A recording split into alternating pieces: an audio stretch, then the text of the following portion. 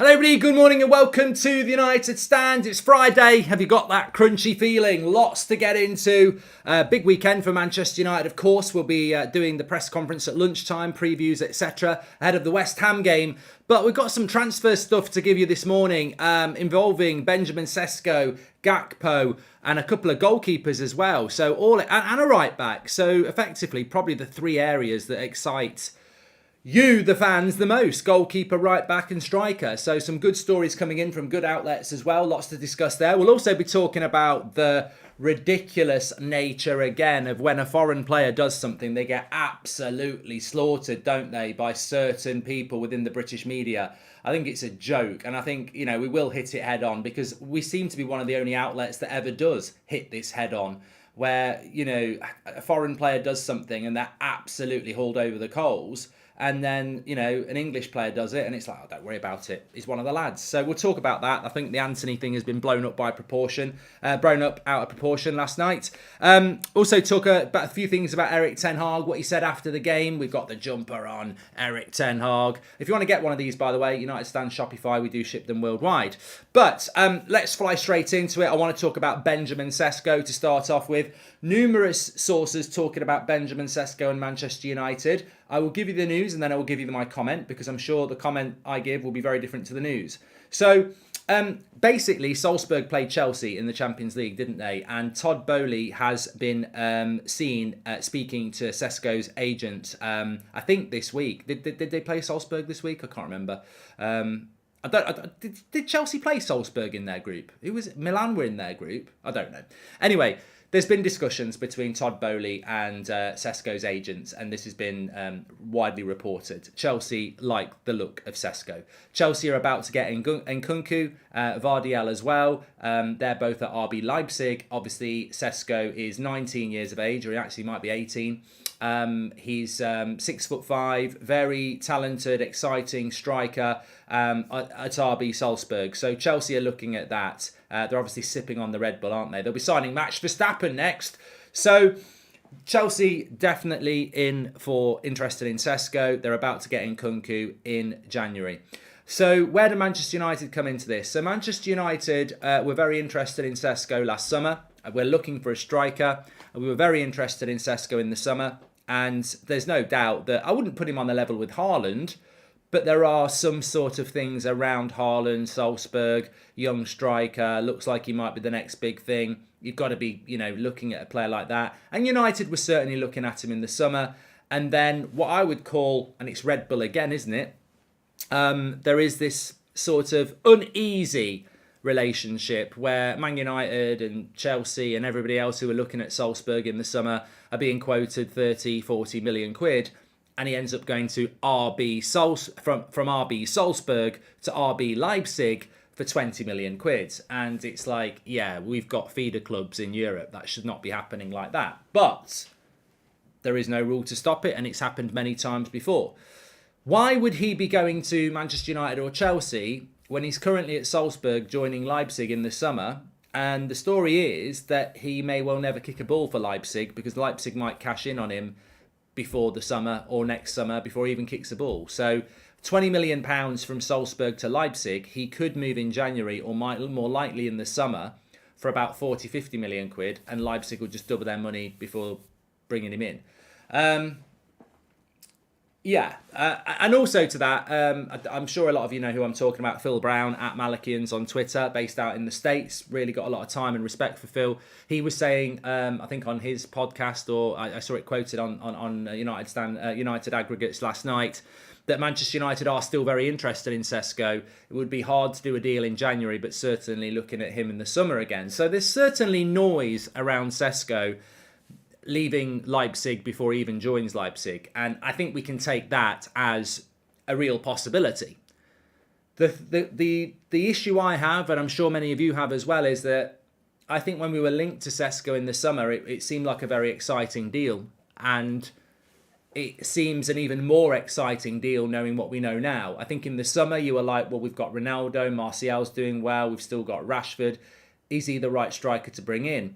3 months later, you've had the fallout with Ronaldo and the acceptance that that's going to come to the end sooner rather than later. You've got Anthony Martial, who is ridiculously injury prone, and Sesko looks a lot more attractive than he probably did in the summer. And therefore, I think, yeah, look, this is the sort of player that we want to bring to Manchester United, and it's the sort of player that if you got him and he did well, he could be here for years. I just don't think we'll do it. I really don't think we'll do it. And mate Michael says, Mark, morning Mark, remember we should go for Sesko, it will happen. We're literally talking about it now.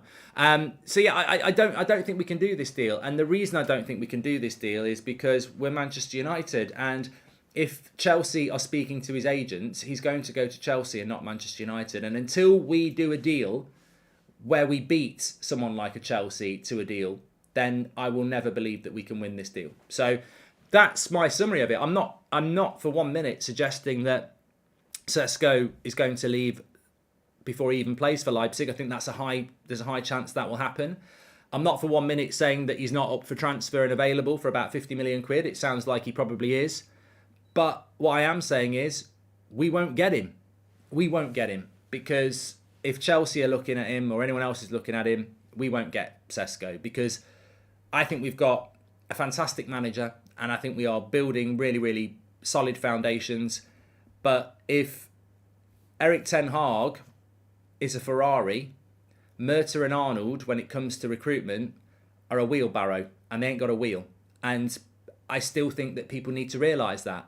You know, we bought well in the summer, but we spent way over the odds. We are not good at recruitment, and I will keep saying that until we prove that we are. Now, if we can go and get Sesko in January or in the summer, I'll go, yeah, that's a good deal. But I don't for 1 minute think we're capable of doing that. I think we're capable of overpaying for someone like Osman for 150 million quid. I think we're capable of giving Spurs £100 million for Kane, who's got 18 months left on his contract and is 30. But I don't think we're capable of winning that sort of battle with Chelsea. So, yeah, I suppose we'll have to wait and see. But it's an interesting story. I do think Sesko is available. And I do think a competent recruitment club will get hold of him. I just don't think we will. Reality is it's Erik ten Hag versus the pundits and ex-United players, says Augustine. And the Sesko ship has sailed. Murta and Arnold made a pig's ear out of it in the summer. If Antony's more viable, says Charlie Max. Yeah, and I agree with you, Charlie. Sesko will probably go to Chelsea for 50 million quid, and we will probably spend 60 million on Tony. And that's the issue. Nothing against Tony, but that's the issue. J Pill says, have you seen Fabrizio talking about that kid Endrick? He seems like he's a talented youngster. So we were talking about Endrick the other day. I want to talk about Gakpo and a few other things. We were talking about Endrick the other day. He's a Brazilian young striker. He's 16. I think he's broken the record for playing in Brazilian football. He's at Palmeiras. United have been linked to him. Somebody told me he can't leave. He actually can't leave Brazil for 2 years because he's got to accumulate enough time for a work permit or something. So I don't know.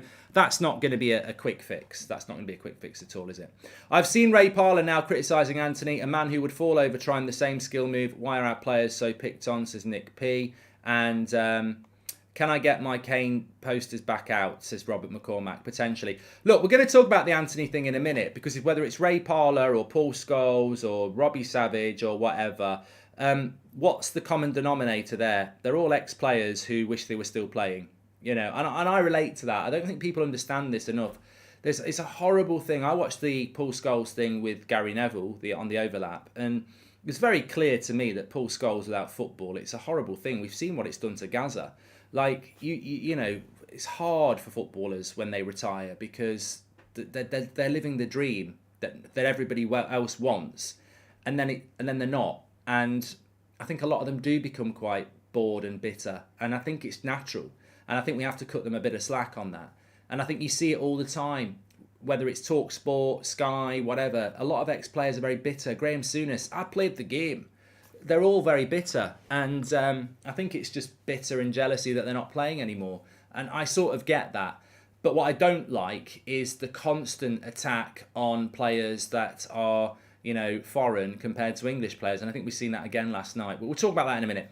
Renate's just gifted 10 United Stand memberships. If you want to become a member, click the join button. We've got a brand new video going up for the members this afternoon. Really excited to show you that. Deep dive into Casemiro and the impact he's having. But look, let's keep on track for the transfer stuff. Romano, I did mention it on the watch along yesterday, but you might have missed it. on Gakpo, the update on Gakpo, who is very available in January, Romano said that the situation has changed from the summer. In the summer, Leeds and Southampton were really in for him, and it could have happened. United were considering him. It's changed around Gakpo now. The Leeds and Southamptons of this world, with all due respect, are not at the front of the queue. There's a lot of bigger clubs than them looking at Gakpo and a January deal. So, again, I've got to say, Sesko, Gakpo, I don't think United are doing these deals. I don't. I think we've missed the boat, as Charlie said. I think Gakpo should have been done in the summer, but we couldn't do it because we overspent on Antony. I think going for Gakpo in January, he's having a very good season for PSV. There'll be bigger clubs than Leeds and Southampton looking at him. United will hum and ha, and he may end up at Arsenal. He might. He might end up at Chelsea. I don't know where he'll end up, but bigger clubs are looking at him, and we know United are no good at getting players when they're competing with clubs as good as them or better than them. Nobody else wanted Antony. Nobody else wanted... there's a really annoying bleep going on in my kitchen, which is more or less next to me. And it's the fucking dishwasher. And you probably can't hear it. It's annoying the tits out of me. So I'm going to get rid of it. Piece of shit. You bleep! You bleep for the last time! You bloody dishwasher prat. But going back to Gakpo, I really just do not think that... I think he's the viable option. I think the fact that Ten Hag likes him is great, but I don't think we're very good at competition. There was no competition for Antony. There was competition for Martinez, but the relationship with Ten Hag meant we were always going to win that. Eriksen competition was Brentford. Malasia's competition was Lyon. And Casemiro, there was no competition for him either. So, yeah, I think we're going to struggle to do deals when we've got competition for players. And we may have missed the boat on Gakpo. We'll have to wait and see. There was also a couple of stories about right-backs. Denzel Dumfries has been linked to Chelsea in January, and so has Frimpong been linked to Chelsea. These are both right-backs that Manchester United... I know for a fact that Dumfries was the right-back that Ten Hag wanted in the summer. Again, we've probably missed the boat on that. And Frimpong is a player that we are scouting.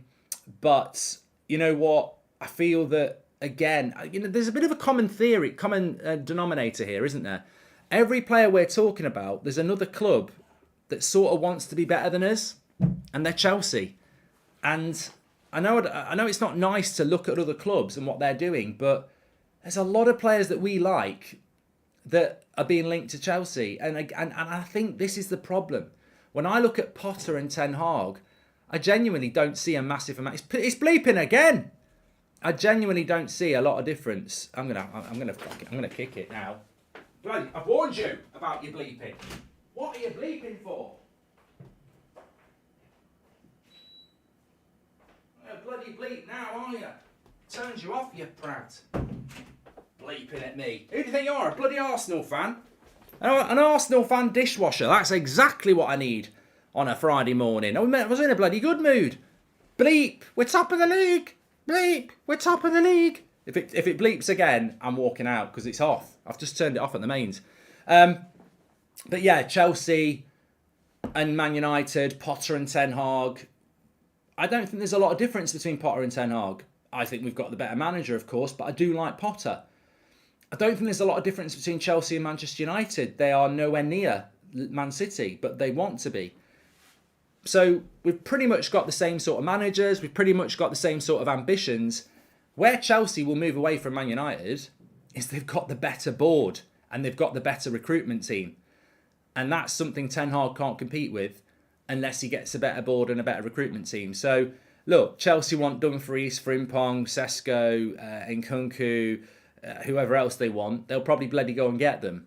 Man United will go, yeah, we won't get them. And that's the next stage for me. I was very frustrated after the Chelsea draw last week because I can see why I wanted Ten Hag, and you can see why you wanted Ten Hag. I can see that Ten Hag can make us play good football. I can see that Ten Hag can take us to, back to being competitive. But he can only do so much as a coach. He has to have the backing behind him. And you look at Potter and you go, look, he's a good coach. There's uncertainty about whether he's good enough at this level, which is the same for Ten Hag, but he's definitely going to get the backing. Is Ten Hag going to get the backing season in, season out? You can't argue that he didn't get backed in the summer, I'll be honest, and say, yeah, look, he's had some backing in the summer. But it's not one summer. One sunny day doesn't make a summer. We need that in January, we need it next summer, we need it the next January, and that's what will happen at Chelsea. And I think that's the reason that many United fans are still very, very concerned about the ownership and everything. And it's not just because they're putting off any plans to build the stadium for 2 years. It's also the fact that we've got a very, very real blueprint, quite literally, in Chelsea. New manager, ambition, backing. Man United, new manager, ambition. Will he get that consistent backing? And I think it's going to be a harsh lesson again that we've got the wrong owners over the next 2 transfer windows. Funny thing is, if Ten Hag gets second, people will say, well, Ali did that, says Mark. I don't think they will. I don't genuinely think anybody with a football brain brings Ole Gunnar Solskjaer into a conversation with Erik Ten Hag. I said it last night. And people... I do not understand anybody that would compare Ten Hag to Ole Gunnar Solskjaer. Like, trust me, the players aren't. The players are not comparing Solskjaer to Ten Hag. If any player could speak publicly, and they wouldn't do, but privately it is being discussed, the difference between Erik Ten Hag and Ole Gunnar Solskjaer is night and day. It was mates rates under Solskjaer. It was let's have a laugh. It was like David Brent in charge of The Office. And we've now got Ten Hag. It's completely different. It's proper football. It's, methodical, obsessive, professional.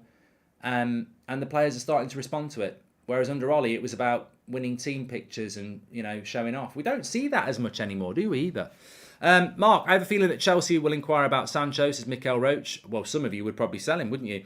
I also want to talk about the goalkeeping situation. Laurie Whitwell was on about this in The Athletic yesterday. The chances of David De Gea getting a new contract, there is a feeling that one will be offered, but on reduced wages, which I think it'd be interesting to see what De Gea does to that. I think if De Gea is going to get a new contract, obviously I would want him to take a pay cut because 350 grand a week for a goalkeeper is stupid. I'm not saying that David doesn't deserve a good wage for what he's done for the club, but that's just Woodward and the Glazers being stupid with wages and contracts. If we could pull his contract down a little bit, that would be good. It's whether we can do or not. But further to that, there's talk of Unai Simons and Costa from Porto. Obviously, Unai Simons is playing in La Liga. I always forget which club he's at. Is he Villarreal or is he Sevilla? Or someone's going to say he's Valencia. I always forget. But look, he's a good ball-playing goalkeeper. And Costa's is the one at the moment that everybody's looking at. I mean, and it might be the time to go for Costa. I'm not saying let's get rid of De Gea, but how many top clubs in the world are looking for a goalkeeper at the moment? PSG aren't, Bayern aren't, Juventus aren't even a top club. Barcelona probably not looking for a goalkeeper. Real Madrid certainly not. Chelsea not. Liverpool not. Man City not. Arsenal not. There's not many clubs looking for a goalkeeper at the moment, so it could be the time to go and get someone like Costa. But I also think respect and relaxation and reflection are important. David De Gea is doing a really good job at the moment. His game is improved massively under Erik Ten Hag. So I don't think it's something that Man United need to rush on, but I certainly think it's something United need to consider. For me, I don't know how old he is, Costa, at Porto. Let's have a quick look at his age. So, 23. He's not going to happy. He wouldn't be happy to come to Manchester United and sit on the bench, is what I'm saying. Look, I think we just need to keep an eye on that one. I don't think it's a necessity, like a right back or another striker, but we have got to look at what Ten Hag wants and see what he wants and back him on that. Zane says Arsenal are going for Sesko. Also, I read Lewandowski's not happy at Barcelona and wants to come to London. And Samurai has just gifted 5 United Stand memberships as well. Legend, thank you very much for that. Appreciate that. So look, interesting. Some very interesting sort of transfer stories floating around this morning. They're going to become more frequent, by the way. And I completely appreciate that it doesn't feel like the summer transfer window closed that long ago. it was 2 months ago now. But this January transfer window is going to be very different. And we've only got 2 weeks left of the Premier League before the World Cup starts. And then when we come back, the January transfer window is basically open. So we're going to have a weird time over the next 2 months because we've got a Christmas World Cup. And clubs are going to be preparing for the January transfer window from next week, basically. So, because clubs have got nothing else to do other than watch the World Cup. Ten Hag's got nothing else to do other than watch the World Cup and work on this January transfer window. I've heard people saying, "Oh, the January transfer window, no one does any business." This season's weird. All the prizes are up for grabs. Top 4, Carabao Cup, FA Cup, Europa League, Champions League, they're all up for grabs. No one's running away with anything at the moment.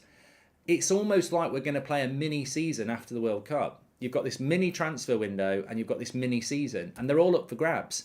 And I think not just in the Premier League, but in Europe as well, you're going to see I wouldn't even call it the January transfer window. I'd call it a mini summer transfer window, because I think there's prizes to get if you do well in the January transfer window. And I think clubs are going to be analysing all the options for 2 months. You don't normally get that. You're normally playing Premier League, Champions League, all the way from November to January. And then you're like, oh God, the transfer window's here. I don't need that. Just consider, United have got 6 weeks to look at that transfer window, look at the squad, look at the options, analyse, and so's everybody else. So I think it's going to be very busy building up to that January transfer window. And I think it's going to be very busy because I think January is going to be very busy as well.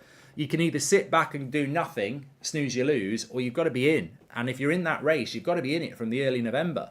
You know, if Leipzig are considering selling Sesko, you've got to be on that deal in the middle of November, because Leipzig aren't at the World Cup either. So I think we're going to get a really weird January transfer window where there's going to be a lot of stories breaking in November, December, building up for January. And we'll never have a transfer window like this again either. I've spoken to Fabrizio about it a couple of times when he's been on the show. I think we've got him on Monday. And we've never had a transfer window like this. And I think some people think it's just going to be a normal one. And it's not. It's not a normal season. It's not going to be a normal January transfer window. When have we ever had every domestic club with 6 weeks off before the January transfer window opens? You know exactly what's going to happen. People are going to be looking at loans, sales, buys, everything. If the boys upstairs had any sense, they would agree deals now. World Cup tax comes into play if targets have good tournaments, says Charlie. Well, remember, not every target's going to the World Cup. And the stadium could become health and safety issue, says Jim. So, yeah, very interesting on the transfer stuff. And I certainly think United have got to be active on it. Just a very, very quick thing. I want to talk about the striker situation before I talk about this Antony thing, which I think is a bloody joke. Adam was in the press conference last night, Adam off the United stand, post-match press conference, and he put a question to Ten Hag about Rashford. And I've wanted someone to put this question to Ten Hag about Rashford for a while. And he basically said to him about Rashford, you know, scored a goal with his head in the penalty box. That's not a typical Rashford goal. Is this Rashford, you know, becoming more and more of a number 9 as a striker? And I thought it was a very good, interesting answer from Ten Hag, because he could have easily said, yeah, he is going to be a number 9. And some of us have suspected that maybe that's what he's doing. But he actually answered it in a way that I loved, because he said, well, no, I think Rashford can play in any of the attacking positions. And actually, last night, he played in the number 10 position off Ronaldo, which I think is really interesting for the development of Marcus Rashford, because I think his best position is off the left. I'm convinced of that. But the fact that Ten Hag is sort of saying, well, no, I see him in many different positions. I mean, I don't think Rashford's a number 10. I don't think his link-up play is anywhere near good enough. But if he's going to work on that, and he's going to start scoring headers in the penalty box and making good movement in the penalty box, I don't think he's very good at that either. So this is what we're talking about, whether it's De Gea, whether it's Dalot, whether it's Rashford. The development of these players under Ten Hag is underpinned by being coached properly for the first time in probably 4 or 5 years. So very interesting question and very good answer from Ten Hag, that, you know, he's seeing Rashford at the moment as way more than he's ever been seen by anybody. And finally, it looks like we might be actually developing some of the weak points of Rashford's game, the final ball, the heading, you know, the movement. It'd be very interesting to see how that develops. Would you keep Ronaldo or buy Sesko, says Declan? I mean, that's just a personal opinion. I mean, to be honest with you, if I was offered Sesko and Ronaldo leave, I'd take Sesko now. I can't believe I'm saying that, but it's very obvious to me that Ronaldo wants to leave.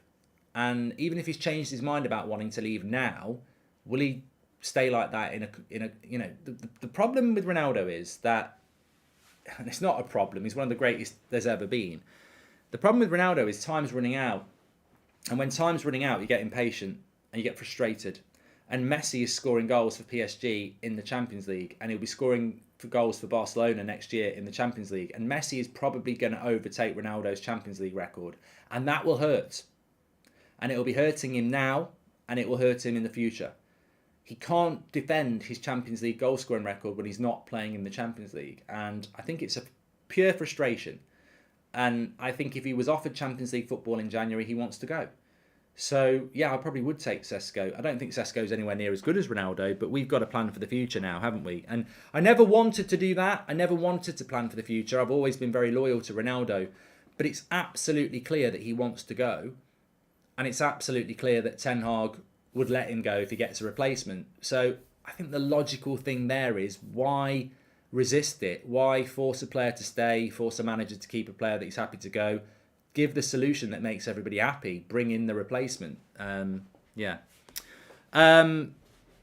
just think we need a younger striker to progress our rebuild, says Avery. Yeah, and that's a good point as well. Long term, we're better off having a 20-year-old striker that could be one of the world's best than a 37-year-old striker who is not going to be one of the world's best in a year or two, is he? He's not. He's just going to keep falling off, which is natural at that age.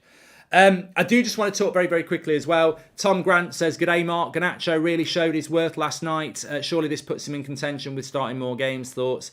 Well, I'm going to do the Aston Villa preview tonight at 8 o'clock. We'll do that live together. But I love the Friday night show, by the way, so make sure you tune in for that. We've also got Ten Hag's press conference reaction for West Ham at 1:30. To be fair, we don't see the silly Rashford 40-yard shot every time he gets the ball anymore. Proper coaching, says Aram. I agree.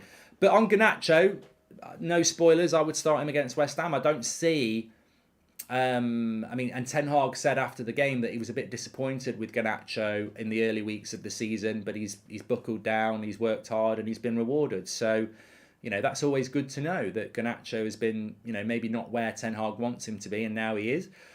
But I think with regards to the game on Sunday, I look at it and I go, unless Ronaldo's starting and Rashford's going to the left, which is fine, why would you drop Garnacho?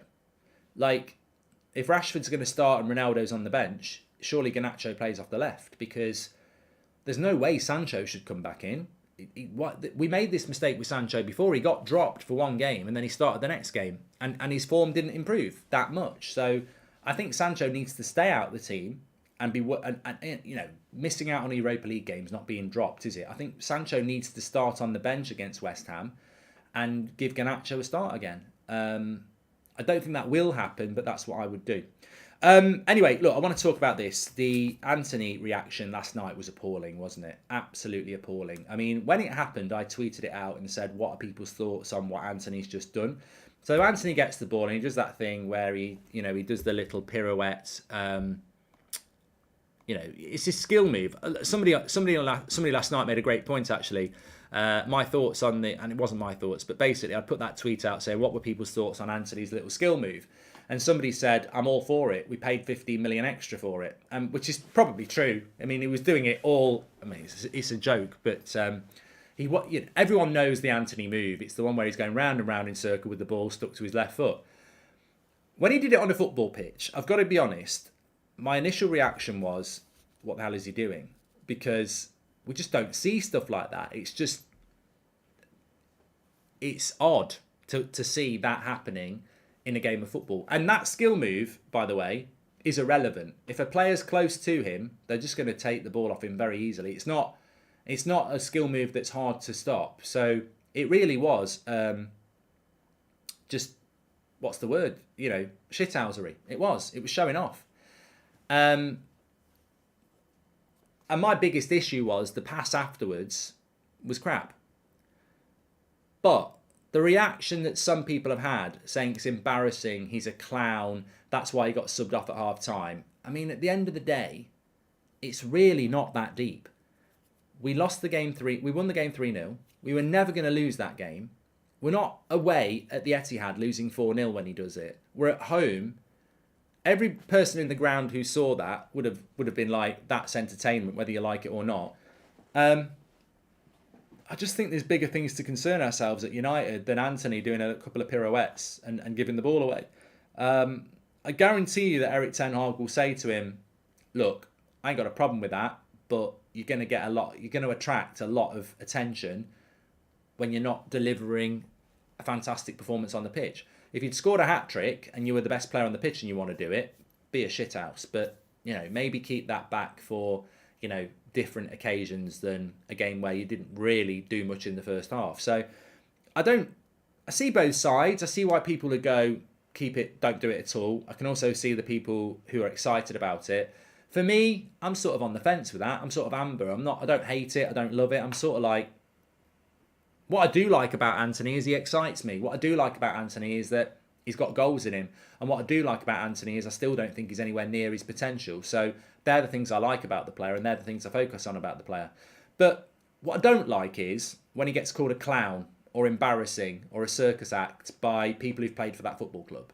I don't like that, because when you start calling people those names publicly on national TV, it really betrays a dislike for a Manchester United player. Whether it's a short-term thing or a deep-seated thing, it's not a good look.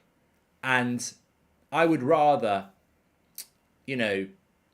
people just brushed it off and went, look, probably shouldn't be doing that in a game like that. But I think it's an overreaction. And the disappointing thing for me is that, on the one hand, you've got an ex-player calling him a clown. And then on the other hand, Harry Maguire comes on and it's like, I really hope he does well over the next few weeks. He's been through a lot of stuff. And I'm like, that's great what you're saying about Maguire, but you've just called a new signing a clown. So a player that's cost 80 million quid, is the captain of the club and has been here 3 years and has played shit, is getting your sympathy and hope that he does well over the next few weeks because he's been through a difficult time. And then a new signing who's been here 5 minutes, scored 3 goals in his first Premier League games, does a skill move and you're calling him a clown on public TV. I'm like, do you not see the hypocrisy there, or is it just a passport thing? Because you've said a really nice thing about Harry Maguire. He's been here for years and he's the club captain. And you're saying, he's been through a hard time. I hope he does well. And you've got a new signing who scored 3 goals in his first 3 games, does a skill move he probably shouldn't do, and you're calling him a clown.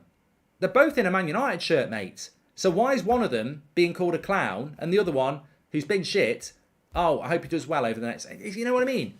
I want them both to do well. I want Maguire to do well. I want Antony to do well because I want this guy to do well. And I want you to do well. And I want Man United to do well.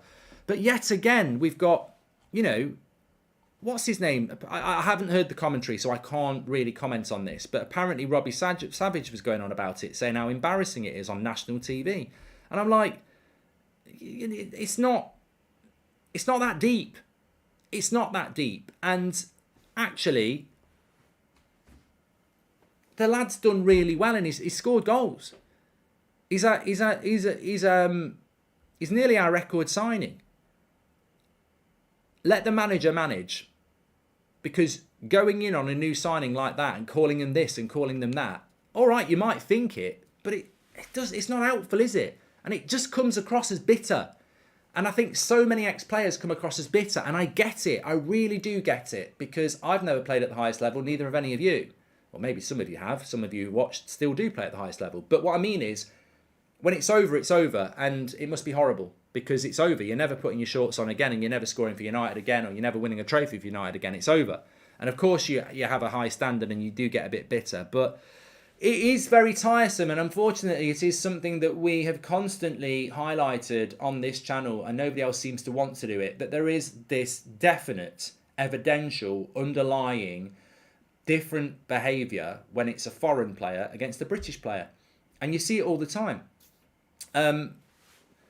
I sense as well, and I will say it again in the hope that it stops, I sense as well there is an underlying dislike for Eric Ten Hag. I'm sorry, I really do think it. I think the fans, we love him. We see what he's doing. I think this is why fan opinion is so important to me, because, it's not just doing the United stand for the last 8 years. It's all my life, every conversation I've had in the pub, when I was at school. I just think you get better conversation amongst football fans than you do with ex-players or the mainstream media, because it's scripted and it's bitter and everything like that a lot of the time. I think when you're talking to your mates or a random on the bus to work about football, you get a real conversation. And yeah, you'll always get fan bias around clubs and their favourite players, but in the main, it's a proper conversation. And you know, I cannot speak highly about the respect I have for United fans who wanted Ten Hag in the start and are with him all the way through everything that's going on, whether it's bad losses to City and Brentford or the Ronaldo thing. That the fans have stuck with him, and he's new. You know, we don't know loads about him. We're learning more about him all the time. But what we knew about him, we were like, this is what I want my club to play like. This is what I want my club to be managed like. This is the reset button I want this club to have. And the fans seem to get it. They seem to get it. Like, the support for Ten Hag is ridiculous. And I'm not saying he's Mr. Personality. He's a bit of a head teacher, isn't he? But we don't need Mr. Personality. I'm not really bothered about Ten Hag's personality, whether he can, you know, whether he's a brilliant after dinner speech, whether he goes out with the lads and gets pissed. Actually, I hope he doesn't. I want a professional manager. Is that not what Pep Guardiola is? So, very, very happy with Ten Hag. And I think the fans are very, very happy with Ten Hag. But I'd be lying if I sat here and said I don't sense a resentment towards Ten Hag that is underlying in the media and on the mainstream. And I think it's very, very clear that they almost don't want him to succeed. And it's almost begrudging. But they're going to have to get on board because they're not going to turn the fans against Ten Hag. It's just not going to happen. So let people carry on. But the problem is it comes across as bitter. If I did a video tonight saying, right, for the West Ham game, he won't pick Garnacho because he'll pick his favourite Sancho. He's not going to pick Lindelof because he's going to pick the captain, Maguire, who shouldn't have the captain because he probably goes camping with Maguire. And, you know, he's going to pick Rashford instead of Ronaldo because Rashford's got a big brand deal or something like that. You know, if I spoke that sort of nonsense, I guarantee the replies would be full of your bitter, knobhead, Goldbridge and all that. Quite rightly. Nobody is going to turn the fans against Ten Hag apart from Ten Hag. Because he is a very, very good manager who's very clear in what he wants. He's very fair in what he wants. He's doing everything that we want him to do. The only reason Ten Hag will fail at Manchester United, and it's a realistic point, is because of the board. Everything else, I just don't see it. I don't see it falling apart. I think we'll still lose games, but I think we'll still be sat there going, we're losing games because he's not allowed to get rid of certain players and buy certain players. I think we've got the right manager. And I think all the resentment and bitterness needs to disappear and people need to get on board because there's no point in banging your head against the brick wall. And I think some of the moaning about Ten Hag, I mean, look, there are some people doing it. We've seen it over the last week, especially over the Ronaldo stuff. All the moaning about Ten Hag, I just advise those people. It just comes across as ridiculously bitter and almost naive because if you can't see the improvement under Ten Hag with Manchester United, I don't think you're watching Manchester United for the last few years. It's night and day. It's very, very different. And the style of football we're trying to play, the players that we're using, the rotation, the lack of favouritism. There's so many aspects to this. And I think we've got to be. I think everyone's eyes wide open. Could you do a members video on Parlour versus Savage? Which one talks more waffle? Says Charlie. Look, I've got plenty of time for any ex-player, and you know, as I always say, I must always say this, because you never know what's going to get clipped up. For whoever I am and for whoever we are, if I say something that an ex-player doesn't like, they're very welcome to come on the show, or I'll go on their show and we'll have a chat about it. So it's an open forum. I'm not, you know, digging these people out from the safety of my keyboard, where I won't respond to them. You know, they're the people who close the door to those conversations. So look, if they want that debate, let's have it. They won't. But it doesn't. If they want to say something publicly, then we've got a right to publicly react to it. And I just don't agree that calling somebody, you know, a circus act or a clown in a bitter way is the right way to talk about a new signing when you're also talking about a player that's been here for 3 years who's English, who you're saying, I really hope he does all right because he's had a bad few weeks. Treat everybody the same. And you know what? I do think Antony's skill move was a circus act, but when I say it in a funny way. I think you know the bravado and the confidence and the shithousery to do it is actually quite funny. I think it's funny what he did. I don't think he should have done it, but I think it's funny. But some of the reaction last night was bitter. Oh, embarrassing. You shouldn't be doing that. It's embarrassing. You know, sell him. You know, clown. You know, you feel the bitterness in it, and that comes from a place of hate. I don't think he should have done it. I think he showboats a bit too much, but Ronaldo did when we first got him. You know, Garnacho was doing too much last night. It's maybe they're feeding. You know, these flair players, they're excited. You know, they back themselves. They believe in themselves. It's the manager's job to say, right, you can do that, but do it when we're 3 or 4-0 up. And actually, you've done that bit of showboating, you've done them step overs, and then you cross, you're tired, and you've not, you know. There was one, the biggest one for me with Antony was not the showboating everyone's talking about. There was one about 20 minutes before. He's on the right-hand side. He does a load of irrelevant step overs. The defender never moves his eyes from the ball. And then Antony tries to put a cross in, and he's sort of off balance, and it's a crap cross. And I would say to Antony, well, you did all those step overs that didn't work, and all it did is put yourself off balance for the cross. I don't mind the step overs, but make sure you've got the balance and concentration that the cross is good. Because actually, all those skill moves, all it did is tire you out and knock you off balance, and then your cross wasn't very good. And the same with the pirouette thing that he did. You know, you've done that, and then your pass is off because you're probably a bit dizzy. Like, the skill moves are fine, but make sure your final ball's on it. And that's all it is. And as Catherine says, you've got to be a certain type of player to do it. Self-confidence and belief. And and you know what, Catherine, you're absolutely spot on. When I see Antony doing that, I think shithousery. I laugh. I think, should he be doing it? Probably not. But I think shithousery and I have a laugh. I don't think bitter, you're a clown. And the big thing I think is like Catherine there. If I'm his manager, I'm thinking, if he's got the bravado and the confidence to do that and get criticised, which he's going to do, if he's got the confidence to do that, what is he capable of if I coach him properly? Like, if I take that out of his game, but promote other things and keep him confident, what you don't want to do with a player like that, it's like a beautiful butterfly, isn't it? You don't want to cut their wings off, because then they're just a butterfly without wings. They can't fly. You've got to put your arm around those players. You've got to explain to them why that's not really what you want. I want it in a different way. And Catherine's right. Not everybody. There's hardly anybody that wodo what he did. So it's about nurturing him in the right way. It's not about hauling him over the coals and calling him a clown. It's not. I mean, I'm sure he won't care. But if he wakes up this morning and he sees the people like Ray Parlour criticising him, and I mean, who's going to watch Ray Parlour at the end of the day? But you know, there's been so many people who've had a pop at him. If he reads any of that, it might make him feel downhearted. It might make him lose confidence. It might make him feel unhappy. And, you know, we don't want to do that to our players. And that's the contradiction for me. Maguire's coming on and they're all going, oh, it's good he's back. Let's hope he can have a good few weeks. He's been through a horrible time. We need to get behind Harry Maguire. And we do. But a few minutes ago, you're going clown. Embarrassment. No. You're a contradiction, lads. You're a contradiction. You're a walking contradiction. You're being bitter and hateful to one player, and then you're backing another one. That's a walking contradiction. I'm all for criticism. I've criticised players, but it's always constructive. The pundits have been forced to turn their attention away from Martinez being vertically challenged. He's won more aerial duels than anyone in the league, says Glenn. Welcome to the Members Club, Jason Brown, and. Yeah, I think that'll do. I enjoyed that show. We'll probably get more into that tonight at 8 o'clock. But lots to be positive about. And we've got Eric Ten Hag's press conference reaction at 1:30. I know he talks about Martial, so don't and Donny. So don't miss the show at 1:30. Some big updates there.